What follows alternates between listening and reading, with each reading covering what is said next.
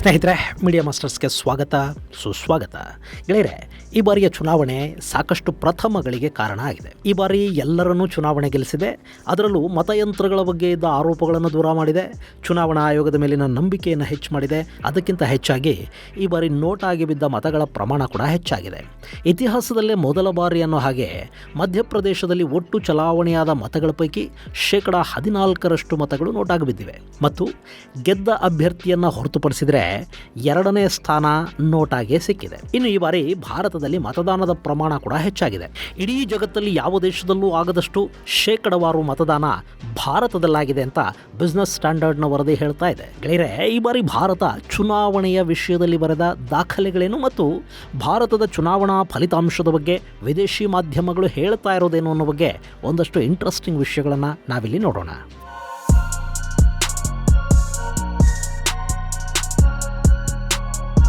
ಸ್ನೇಹಿತರೆ, ಭಾರತದಲ್ಲಿ ಚುನಾವಣೆಗಳು ಘೋಷಣೆಯಾದ ಬೆನ್ನಲ್ಲೇ ಸಾಕಷ್ಟು ವಿದೇಶಿ ಮಾಧ್ಯಮಗಳು ಭಾರತದ ಬಗ್ಗೆ ಬಾಯಿ ಬಡ್ಕೊಳ್ಳೋದಕ್ಕೆ ಶುರು ಮಾಡಿದವು. ಭಾರತದಲ್ಲಿನ ಚುನಾವಣೆಗಳು ಪಾರದರ್ಶಕವಾಗಿ ಆಗೋದಿಲ್ಲ ಅಂತ ಗಾರ್ಡಿಯನ್, ಅಲ್ ಜಜೀರಾ ಮುಂತಾದವು ಒಂದೇ ಸಮಕ್ಕೆ ಊಳಿಡ್ತಾ ಇದ್ವು. ಅದಕ್ಕೆ ಇಲ್ಲಿನ ಒಂದಷ್ಟು ಮಾಧ್ಯಮಗಳು ಕೂಡ ಪಕ್ಕವಾದ್ಯ ನುಡಿಸೋದಕ್ಕೆ ಶುರು ಮಾಡಿದ್ವು.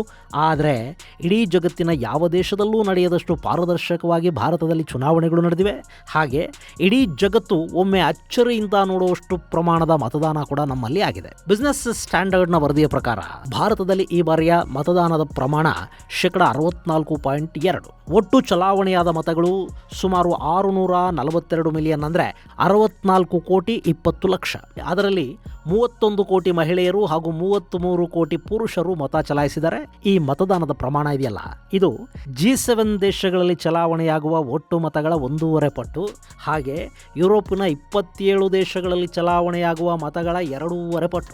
ಇಷ್ಟು ದೊಡ್ಡ ಪ್ರಜಾಪ್ರಭುತ್ವ, ಇಷ್ಟೊಂದು ಮತ ಚಲಾವಣೆಯನ್ನ, ಇಷ್ಟು ದೊಡ್ಡ ಚುನಾವಣೆಯನ್ನ ಪಾರದರ್ಶಕವಾಗಿ ನಡೆಸಿದ ನಮ್ಮ ಚುನಾವಣಾ ಆಯೋಗ ಜಾಗತಿಕ ಪ್ರಶಂಸೆಗೆ ಪಾತ್ರ ಆಗ್ತಾ ಇದೆ. ಇನ್ನು ಈ ಬಾರಿ ಮೊದಲ ಬಾರಿಗೆ ಮತ ಚಲಾಯಿಸುವುದಕ್ಕೆ ನೋಂದಣಿ ಮಾಡಿಸಿಕೊಂಡವರ ಸಂಖ್ಯೆ ಕೂಡ ಹೆಚ್ಚಿದೆ. ಈ ಬಾರಿ 2.5 ಲಕ್ಷ ಮಂದಿ 18 ತುಂಬಿದ ಹೊಸ ಮತದಾರರ ಸೇರ್ಪಡೆ ಆಗಿದೆ. ಇನ್ನು ಈ ಬಾರಿ ಅತಿ ಹೆಚ್ಚು ಮೆಜಾರಿಟಿ, ಅಂದ್ರೆ ಸುಮಾರು 5 ಲಕ್ಷಕ್ಕಿಂತ ಹೆಚ್ಚು ಮೆಜಾರಿಟಿಯಿಂದ 4 ಬಿಜೆಪಿ ನಾಯಕರು ಆರಿಸಿ ಬಂದಿದ್ದಾರೆ. ಇಂದೋರ್ ಲೋಕಸಭಾ ಕ್ಷೇತ್ರದ ಬಿಜೆಪಿ ಅಭ್ಯರ್ಥಿ ಶಂಕರ್ ಲಾಲ್ವಾನಿ 11,75,092 ಮತಗಳ ಅಂತರದಿಂದ ಆರಿಸಿ ಬಂದ್ರೆ, ಮಧ್ಯಪ್ರದೇಶದ ವಿದಿಶಾ ಕ್ಷೇತ್ರದಿಂದ ಬಿಜೆಪಿಯ ಶಿವರಾಜ್ ಸಿಂಗ್ ಚೌಹಾಣ್ 8,21,408 ಮತಗಳ ಆಧಿಕ್ಯವನ್ನು ಪಡ್ಕೊಂಡಿದ್ದಾರೆ. ಇನ್ನು ಗುಜರಾತ್ನ ಗಾಂಧಿನಗರ ಕ್ಷೇತ್ರದಿಂದ ಅಮಿತ್ ಶಾ 7,44,716 ಮತಗಳ ಅಂತರದಿಂದ ಗೆದ್ದು ಬಂದಿದ್ದಾರೆ. ಗೌತಮ ಬುದ್ಧ ನಗರದಿಂದ ಕೂಡ ಬಿಜೆಪಿ ಅಭ್ಯರ್ಥಿ ಮಹೇಶ್ ಶರ್ಮಾ 5,59,472 ಮತಗಳ ಅಂತರದಿಂದ ಆರಿಸಿ ಬಂದಿದ್ದಾರೆ. ಹಾಗೆ ರಾಯ್ಬರೇಲಿ ಕ್ಷೇತ್ರದಿಂದ ರಾಹುಲ್ ಗಾಂಧಿ 3,90,30 ಮತಗಳ ಮೆಜಾರಿಟಿಯನ್ನು ಪಡ್ಕೊಂಡಿದ್ದಾರೆ. ಇದು ಈ ಬಾರಿ ದೇಶದ ಮಟ್ಟದಲ್ಲಿ ಅತಿ ಹೆಚ್ಚು ಮತಗಳ ಅಂತರದಿಂದ ಆರಿಸಿ ಬಂದ ನಾಯಕರ ವಿವರ. ಆದರೆ ಉತ್ತರ ಕನ್ನಡದಿಂದ ಬಿಜೆಪಿಯ ವಿಶ್ವೇಶ್ವರ ಹೆಗಡೆ ಕಾಗೇರಿ 3,37,428 ಮತಗಳ ಅಂತರದಿಂದ ಗೆದ್ರೆ, ಮಂಡ್ಯದಿಂದ ಎಚ್ ಡಿ ಕುಮಾರಸ್ವಾಮಿ 2,84,620 ಮತಗಳ ಲೀಡ್ನಿಂದ ಗೆದ್ದು ಬಂದಿದ್ದಾರೆ.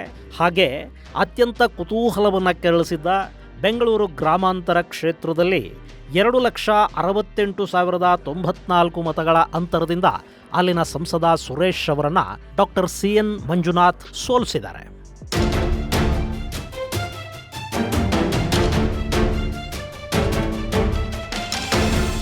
ಇನ್ನು ಈ ಬಾರಿ ಮತದಾರರನ್ನ ಖರೀದಿ ಮಾಡುವ ಪ್ರಯತ್ನಗಳು ಕೂಡ ಈ ಹಿಂದಿನ ಎಲ್ಲ ಚುನಾವಣೆಗಳಿಗಿಂತಲೂ ದೊಡ್ಡ ಪ್ರಮಾಣದಲ್ಲಿ ಆಗಿದೆ. ಇಲ್ಲಿ ಮತದಾರರ ಖರೀದಿ ಅಂದರೆ ಚುನಾವಣಾ ಪ್ರಣಾಳಿಕೆಯ ಮೂಲಕ ಇಲ್ಲಸಲ್ಲದ ಭರವಸೆಗಳನ್ನು ಕೊಡ್ತಾ ಹೋಗೋದಲ್ಲ.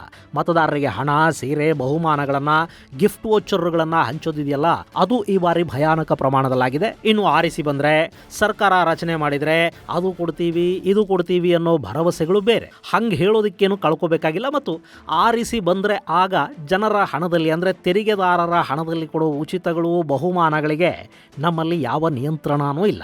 ಆದರೆ ಅಭ್ಯರ್ಥಿಗಳು ಚುನಾವಣೆಯ ಸಮಯದಲ್ಲಿ ಅವರ ಮನೆಯಿಂದ ಮತ್ತು ಅಷ್ಟು ವರ್ಷ ಅಧಿಕಾರದಲ್ಲಿದ್ದಾಗ ದೋಚಿದ ಸಂಪತ್ತಿನಿಂದ ತೆಗೆದು ಮತದಾರರಿಗೆ ಹಂಚ್ತಾರಲ್ಲ, ಅದರ ಮೇಲೆ ನಿರ್ಬಂಧಗಳಿವೆ. ಅದನ್ನು ಆಮಿಷ ಒಡ್ಡೋದು ಮತ ಖರೀದಿ ಅಂತ ಕರೀತಾರೆ.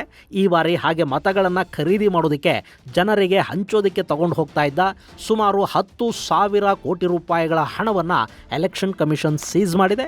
ಇಷ್ಟು ವರ್ಷಗಳ ಭಾರತದ ಚುನಾವಣಾ ಇತಿಹಾಸದಲ್ಲೇ ಇಷ್ಟೊಂದು ಹಣವನ್ನು ಸೀಸ್ ಮಾಡ್ತಾ ಇರೋದು ಕೂಡ ಇದೇ ಮೊದಲ ಬಾರಿ ಅಂತ ಹೇಳ್ತಾ ಇದ್ದಾರೆ. 2019 ಚುನಾವಣೆ ಸಂದರ್ಭದಲ್ಲಿ ವಶಪಡಿಸಿಕೊಂಡ ಮೊತ್ತ 3,477 ಕೋಟಿ ರೂಪಾಯಿಗಳಾಗಿತ್ತು. ಈ ಬಾರಿ ಅಕ್ರಮವಾಗಿ ಸಾಗಾಟ ಮಾಡ್ತಾ ಇದ್ದ ಹಣವನ್ನು ವಶಪಡಿಸಿಕೊಳ್ಳೋದರಲ್ಲಿ ಕೂಡ ಒಂದು ದಾಖಲೆಯ ನಿರ್ಮಾಣ ಆಗಿದೆ. ಇನ್ನು ಈ ಬಾರಿಯ ಮತ್ತೊಂದು ಬಹುದೊಡ್ಡ ವಿಶೇಷ ಅಂದರೆ ನೋಟಾಗಿ ಬಿದ್ದ ದಾಖಲೆಯ ಮತಗಳು. ಈ ಬಾರಿ ಇಡೀ ದೇಶದಲ್ಲಿ ಒಟ್ಟು 1% ಮತಗಳು ನೋಟಾಗಿ ಚಲಾವಣೆ ಆಗಿವೆ. ಅದರಲ್ಲೂ ಬಿಹಾರದಲ್ಲಿ ನೋಟಾ ಬಟನ್ ಒತ್ತಿದ ಮತದಾರರ ಸಂಖ್ಯೆ ತುಂಬ ಹೆಚ್ಚಿದೆ. ಅಲ್ಲಿ 2.07% ಮತಗಳು ನೋಟಾಗಿ ಬಿದ್ದಿವೆ. ಮಧ್ಯಪ್ರದೇಶದಲ್ಲಿ 1.41% ಮತದಾರರು ನೋಟಾನ ಆಯ್ಕೆ ಮಾಡಿಕೊಂಡಿದ್ದಾರೆ. ಗೆಳೆಯರೆ, ಈ ನೋಟಾ ಅನ್ನೋದಿದೆಯಲ್ಲ, ಇದು ಜಾರಿಯಾಗಿದ್ದು 2013 ಸುಪ್ರೀಂ ಕೋರ್ಟ್ ಆದೇಶದ ಕಾರಣಕ್ಕೆ. 2004ರಲ್ಲಿ the People's Union for Civil Liberties PUCL ಅನ್ನೋ ಸಂಸ್ಥೆ ಮತದಾನದ ಗೌಪ್ಯತೆಯನ್ನು ಕಾಪಾಡೋದಕ್ಕೆ ನಿರ್ದೇಶನ ಕೊಡಿ ಅಂತ ಸುಪ್ರೀಂ ಕೋರ್ಟ್ನ ಮೆಟ್ಲೇರುತ್ತೆ. ಸಾಮಾನ್ಯವಾಗಿ ನಾವು ವೋಟ್ ಹಾಕೋದಕ್ಕೆ ಹೋದಾಗ ನಮ್ಮ ಹೆಸರು, ವೋಟರ್ ID ಸಂಖ್ಯೆಯನ್ನು ಅಲ್ಲಿ ದಾಖಲು ಮಾಡಿಕೊಂಡು ನಮ್ಮಿಂದ ಸಹಿ ಮಾಡಿಸ್ಕೋತಾರೆ, ಅಥವಾ ಸಹಿ ಮಾಡೋದಕ್ಕೆ ಬರೋದಿಲ್ಲ ಅಂದರೆ ಹೆಬ್ಬೆಟ್ಟು ಒತ್ತಿಸ್ಕೋತಾರೆ. ಈ ದಾಖಲೆ ಚುನಾವಣಾ ಅಧಿಕಾರಿಯ ಬಳಿ ಇರೋದ್ರಿಂದ ವೋಟ್ ಹಾಕದವರು ಯಾರು ಅನ್ನೋದು ಅಭ್ಯರ್ಥಿಗಳಿಗೆ, ರಾಜಕೀಯ ಪಕ್ಷಗಳಿಗೆ ಗೊತ್ತಾಗಿ ಹೋಗುತ್ತೆ. ಆದ್ದರಿಂದ ಮುಂದೆ ಮತದಾರರಿಗೆ ಅಪಾಯವಾಗೋ ಸಾಧ್ಯತೆ ಇರುತ್ತೆ ಅಂತ ಆ ಸಂಸ್ಥೆ ನ್ಯಾಯಾಲಯದಲ್ಲಿ ವಾದವನ್ನು ಮಂಡಿಸಿತು. ಜೊತೆಗೆ ಮತಯಂತ್ರಗಳು ಬಂದ ನಂತರ ಕೂಡ ಮತದಾರ ಮತಯಂತ್ರದ ಬಳಿಗೆ ಹೋಗಿ ಅದರ ಯಾವುದೇ ಬಟನ್ ಒತ್ತದೇ ಇದ್ದರೆ ಅಲ್ಲಿ ಬೀಪ್ ಶಬ್ದ ಬರೋದಿಲ್ಲ. ಹೀಗಾಗಿ ಅವನು ಮತ ಚಲಾವಣೆ ಮಾಡಿಲ್ಲ ಅನ್ನೋದು ಗೊತ್ತಾಗಿ ಹೋಗುತ್ತೆ. ಇದರಿಂದ ಕೂಡ ಮತದಾರರ ಗೌಪ್ಯತೆ ಬಹಿರಂಗಗೊಳ್ಳುತ್ತೆ.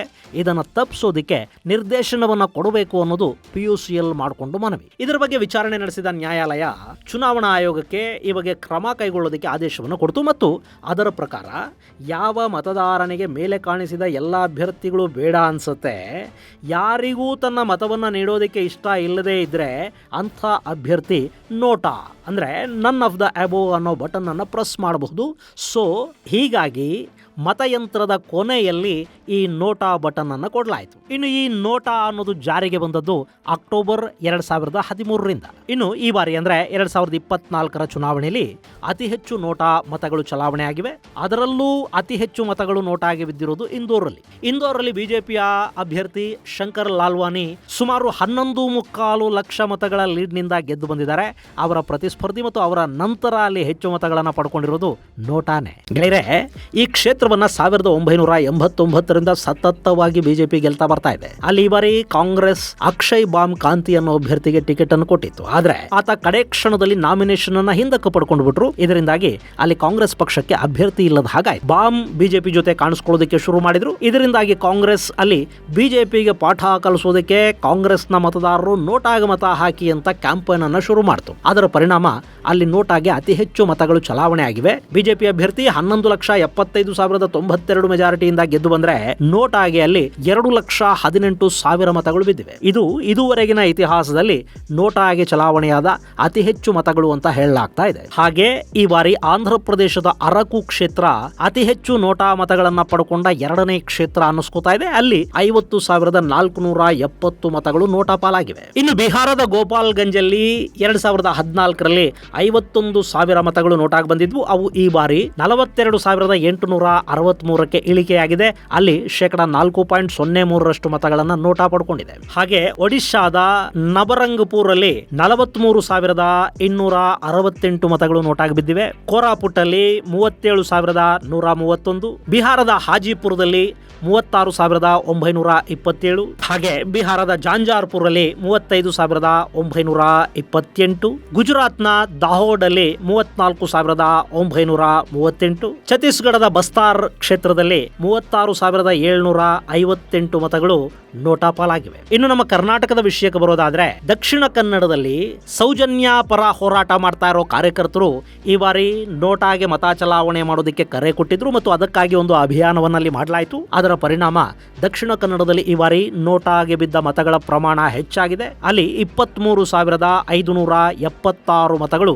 ನೋಟಾದ ಪಾಲಾಗಿವೆ. ಅಭಿಯಾನದ ಕಾರಣಕ್ಕೆ ಈ ಬಾರಿಯಲ್ಲಿ ನೋಟಾ ಮತಗಳ ಸಂಖ್ಯೆ ಹೆಚ್ಚಾಗಿದೆ ಅಂತ ಹೇಳ್ತಾ ಇರೋದು ಯಾಕೆ ಅಂದ್ರೆ, ಕಳೆದ ಬಾರಿ ಅಂದ್ರೆ 2019ರಲ್ಲಿ ಇದೇ ಕ್ಷೇತ್ರದಲ್ಲಿ 7,380 ಮತಗಳು ನೋಟಾಗೆ ಬಂದಿದ್ವು. ಈ ಬಾರಿ ಅದರ ಸಂಖ್ಯೆ 23,576ಕ್ಕೆ ಏರಿಕೆ ಆಗಿದೆ. ಇನ್ನು ನೋಟಾಗೆ ಮತ ಚಲಾವಣೆ ಮಾಡೋದ್ರಿಂದ ಏನಾಗುತ್ತೆ? ಏನೂ ಆಗೋದಿಲ್ಲ. ನಮಗೆ ಮೇಲಿನ ಯಾರು ಬೇಕಿಲ್ಲ ಅಂತ ಒಂದು ವೋಟ್ ಹಾಕಿ ನಾನು ವೋಟನ್ನು ಚಲಾವಣೆ ಮಾಡಿ ಬಂದೆ ಅಂತ ಅಂದ್ಕೊಳ್ಳೋದು ಬಿಟ್ರೆ ನೋಟಾದಿಂದ ಬೇರೆ ಯಾವ ಪ್ರಯೋಜನನೂ ಆಗೋದಿಲ್ಲ. ಒಂದು ವೇಳೆ ನೋಟಾಗೆ ಅತಿ ಹೆಚ್ಚು ಮತಗಳು ಬಂದುಬಿಟ್ರೆ, ಇದುವರೆಗೆ ಬಂದಿಲ್ಲ, ಒಂದು ವೇಳೆ ಸ್ಪರ್ಧಿಸಿದ ಅಭ್ಯರ್ಥಿಗಳಿಗಿಂತಲೂ ಹೆಚ್ಚಿನ ಮತಗಳು ನೋಟಾಗೆ ಬಂದುಬಿಟ್ರೆ, ಅಂಥ ಕಡೆಯಲ್ಲಿ ನೋಟಾದ ನಂತರ ಯಾರು ಹೆಚ್ಚು ಮತಗಳನ್ನು ತಗೊಂಡಿರ್ತಾರೋ ಆ ಅಭ್ಯರ್ಥಿಯನ್ನ ಗೆದ್ದ ಅಭ್ಯರ್ಥಿ ಅಂತ ಘೋಷಣೆ ಮಾಡ್ತಾರೆ. ಹೀಗಾಗಿ ನೋಟಾಗೆ ಮತ ಚಲಾವಣೆ ಮಾಡೋದ್ರಿಂದ ಯಾವ ಪ್ರಯೋಜನನೂ ಆಗ್ತಾ ಇಲ್ಲ. ನೋಟಾ ಮತಗಳಿಗೆ ಕೂಡ ಒಂದು ಮೌಲ್ಯವನ್ನ ಕಲ್ಪಿಸಿಕೊಡಿ. ಯಾವ ಕ್ಷೇತ್ರದಲ್ಲಿ ನೋಟಾಗೆ ಹೆಚ್ಚು ಮತಗಳು ಚಲಾವಣೆ ಆಗುತ್ತೋ ಅಂಥ ಕಡೆ ಈ ಯಾವ ಅಭ್ಯರ್ಥಿಯೂ ನಮಗೆ ಬೇಡ ಅನ್ನೋದು ಮತದಾರನ ನಿರ್ಣಯ ಅಂತ ಪರಿಗಣಿಸಿ ಅಲ್ಲಿ ಮತ್ತೊಮ್ಮೆ ಚುನಾವಣೆಯನ್ನು ನಡೆಸಿ ಕಳೆದ ಬಾರಿ ಸ್ಪರ್ಧಿಸಿದ ಅಭ್ಯರ್ಥಿಗಳಿಗೆ ಮತ್ತೆ ಸ್ಪರ್ಧೆ ಮಾಡೋ ಅವಕಾಶವನ್ನ ನಿರಾಕರಿಸಬೇಕು ಅಂತ ಸುಪ್ರೀಂ ಕೋರ್ಟ್ಗೆ ಒಂದು ಅರ್ಜಿಯನ್ನು ಸಲ್ಲಿಸಲಾಗಿದೆ. ಅದರ ವಿಚಾರಣೆ ಇನ್ನೂ ನಡೀತಾ ಇದೆ. ಆ ತೀರ್ಪು ಬಂದ ನಂತರ ಬಹುಶಃ ನೋಟಾಗೆ ನ್ಯಾಯ ಸಿಗೋ ಸಾಧ್ಯತೆಗಳಿರಬಹುದು. ಸದ್ಯಕ್ಕಂತೂ ನೋಟಾ ಅನ್ನೋದು ನಮ್ಮ ಆತ್ಮತೃಪ್ತಿಗೆ ಹೊರತು ಮತ್ತಿನ್ನೇನಕ್ಕೂ ಅಲ್ಲ.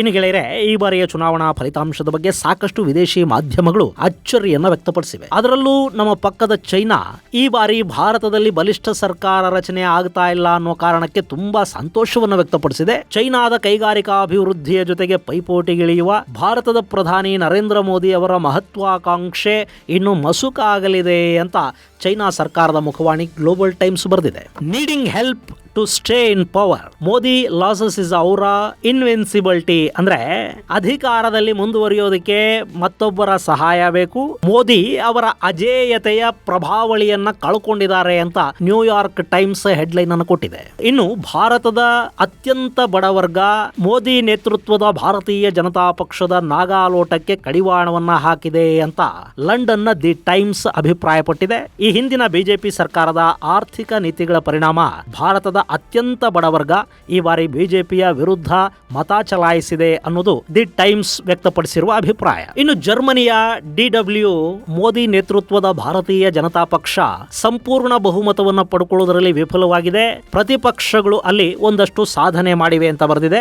ಇನ್ನು ಶ್ರೀಲಂಕಾದ the island victory with A reduced majority ಅನ್ನೋ ಹೆಡ್ಲೈನ್ ಅನ್ನು ಕೊಟ್ಟಿದೆ. ಭಾರತದ ಪ್ರಧಾನಿ ನರೇಂದ್ರ ಮೋದಿ ಐತಿಹಾಸಿಕವಾಗಿ 3ನೇ ಬಾರಿ ಆಯ್ಕೆಯಾಗಿದ್ದಾರೆ. ಆದರೆ ಸರ್ಕಾರ ರಚನೆಗೆ ಬೇಕಾದ ಸಂಪೂರ್ಣ ಬಹುಮತವನ್ನ ಪಡ್ಕೊಂಡಿಲ್ಲ, ಮಿತ್ರ ಪಕ್ಷಗಳ ಮೇಲೆ ಆಧಾರ ಪಡ್ತಾ ಇದ್ದಾರೆ ಅನ್ನೋ ತರದ ಸುದ್ದಿಯನ್ನ ಕೊಲಂಬೋದ ದಿ ಐಲ್ಯಾಂಡ್ ಪ್ರಕಟಿಸಿದೆ. ಇದರ ಮಧ್ಯೆ ಪಾಕಿಸ್ತಾನದ ಡಾನ್ ಇದೆಯಲ್ಲ, ಅದು ತನ್ನ ಹಸಿರು ಕನ್ನಡಕವನ್ನ ಇಲ್ಲೂ ಹಾಕೊಂಡಿದೆ. India defeats hate, Modi left at mercy of Muslim friendly allies ಅನ್ನೋ ಹೆಡ್ಲೈನ್ ಅನ್ನ ಡಾನ್ ಪತ್ರಿಕೆ ಕೊಟ್ಟಿದೆ. ಈ ಡಾನ್ ಅನ್ನೋದು ಕರಾಚಿ ಮೂಲದ ಪತ್ರಿಕೆ. ಇದನ್ನ ಮೊಹಮ್ಮದ್ ಅಲಿ ಜಿನ್ನಾ ಸ್ಥಾಪನೆ ಮಾಡಿದ್ರು. ಇಲ್ಲಿ ಯಾರು ಏನೇ ಬರೆದ್ರು ಭಾರತದ ಮತದಾರ ತನ್ನ ತೀರ್ಪನ್ನು ಕೊಟ್ಟಾಗಿದೆ. ಈ ಬಾರಿ ಕೂಡ ಬಿಜೆಪಿಯನ್ನು ಅತಿ ದೊಡ್ಡ ಪಕ್ಷವನ್ನಾಗಿ ಆರಿಸಿ ತಂದಿದ್ದಾನೆ. ಆದ್ರೆ ಸಂಪೂರ್ಣ ಮೆಜಾರಿಟಿ ಕೊಟ್ಟಿಲ್ಲ. ಚೈನಾದ ಗ್ಲೋಬಲ್ ಟೈಮ್ಸ್ ಬರೆದಿರೋ ಹಾಗೆ, ಮತ್ತೊಂದಷ್ಟು ವಿದೇಶಿ ಮಾಧ್ಯಮಗಳು ಹೇಳಿರೋ ಹಾಗೆ ದೇಶದ ಅಭಿವೃದ್ಧಿಯ ವೇಗಕ್ಕೆ ಒಂದಷ್ಟು ಅಡ್ಡಿ ಆಗಬಹುದು. ಕಳೆದ 2 ಅವಧಿಯಲ್ಲಿ ಸಂಪೂರ್ಣ ಬಹುಮತದೊಂದಿಗೆ ಸರ್ಕಾರ ನಡೆಸಿದ್ದ ಮೋದಿ ಈ ಬಾರಿ ಮಿತ್ರರನ್ನ ವಿಶ್ವಾಸಕ್ಕೆ ತಗೊಂಡು ದೇಶದ ಅಭಿವೃದ್ಧಿಗೂ ತೊಡಕಾಗದ ಹಾಗೆ ಹೇಗೆ ಸರ್ಕಾರವನ್ನ ಮುಂದುವರಿಸ್ತಾರೆ ಅನ್ನೋದನ್ನ ಕಾದು ನೋಡೋಣ. ಈ ಹಿಂದೆ ಹೆಚ್ಚು ಕಡಿಮೆ ಇಷ್ಟೇ ಸದಸ್ಯ ಬಲವನ್ನ ಇಟ್ಕೊಂಡು ಪ್ರಧಾನಿ PV ನರಸಿಂಹರಾವ್ ದೇಶವನ್ನ ಮುನ್ನಡೆಸಿದ್ದಷ್ಟೇ ಅಲ್ಲ, ಆರ್ಥಿಕ ಸಮಸ್ಯೆಯಿಂದ ಕೂಡ ಈ ದೇಶವನ್ನ ಹೊರತರೋ ದಿಟ್ಟ ನಿರ್ಧಾರಗಳನ್ನ ಕೈಗೊಂಡಿದ್ರು. ಮೋದಿ ಅವರಿಗೆ ಕೂಡ ಇದೊಂದು ಸವಾಲು. ಅದನ್ನು ಹೇಗೆ ಗೆಲ್ತಾರೆ ಅನ್ನೋದನ್ನ ಕಾದು ನೋಡೋಣ. ಮುಂದಿನ ಸಂಚಿಕೆಯಲ್ಲಿ ಮತ್ತಷ್ಟು ವಿಶೇಷಗಳ ಜೊತೆ ಮತ್ತೆ ಭೇಟಿಯಾಗೋಣ. ಅಲ್ಲಿವರೆಗೆ ಜೈ ಹಿಂದ್, ಜೈ ಕರ್ನಾಟಕ.